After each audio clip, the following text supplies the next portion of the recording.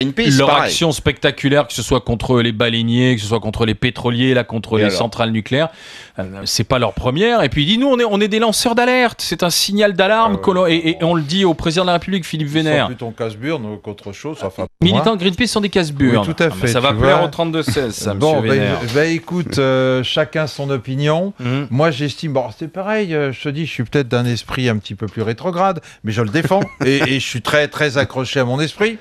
Je suis cabochard surtout. Et d'autre part, je dis, bon, c'est vrai que le site est vachement grand, mais attention, qu'est-ce qu'on va pouvoir prendre? La sanction, je suis d'accord avec toi, mais quand on va empêcher l'intrusion, qu'est-ce qu'on va faire? On va leur tirer dessus, on va leur lâcher les chiens, c'est vrai on les empêchera de passer physiquement, tout simplement. Oui, mais tu vois, les Verts se disent ce matin, et Jean-Vincent Placé, il dit ils ont fait une action citoyenne. Oui, c'est ça. Parce que, ils mettent en avant le risque terroriste parce qu'ils s'introduisent, et deux, on rappelle aussi les promesses du président de la République. Je retiens une chose, c'est que la protection du site n'est pas suffisante. Ça, c'est clair. Je ne parle pas du débat politique sur le nucléaire. De toute façon, on sait très bien que pour en sortir ou pour y rentrer, c'est en décennies qu'on compte. Alors, ce ne sera pas sur les 3-4 ans qui restent à faire à Hollande que le problème sera réglé. Par contre, oui, c'est vrai, il y a une défaillance de protection. Maintenant, quand les mecs qui montent sur un bâtiment, on met tout en œuvre pour aller les déloger. Moi, non, je te laisserai dessus, jusqu'à ce qu'ils crèvent de faim. Ah, tout simplement.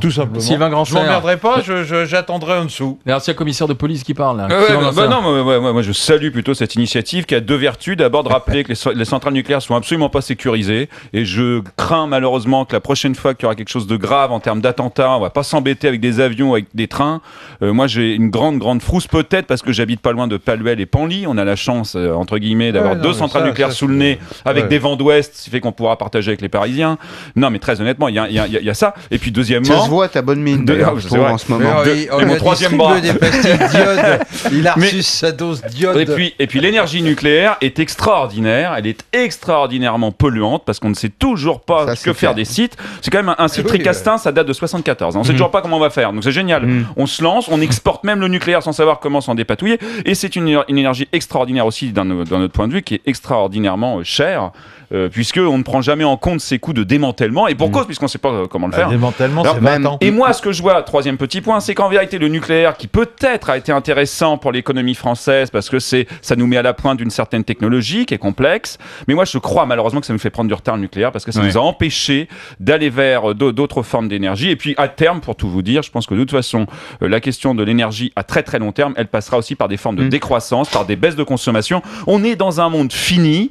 Le jour où les gens auront compris ça, ils auront peut-être un autre rapport à l'énergie et aux ressources naturelles.